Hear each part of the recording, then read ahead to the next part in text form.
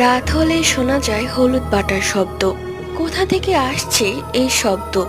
আমাদের উপরের তলায় ছাদ, আর যতটুকু জানি ছাদ সব সময় তালা মারা থাকে।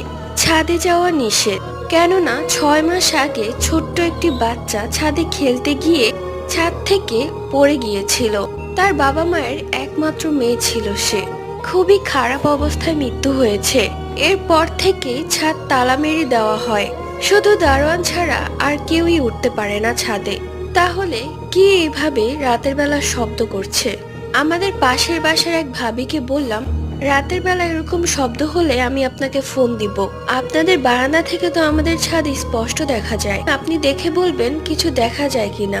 তো সেই দিন আমি সঙ্গে সঙ্গে শব্দটা পেয়ে সেই ভাবিকে কল করলাম। সেই ভাবিও বারান্দায় গেল, গিয়ে দেখলো ছোট্ট একটি বাচ্চার ছায়া দৌড়াদৌড়ি করছে।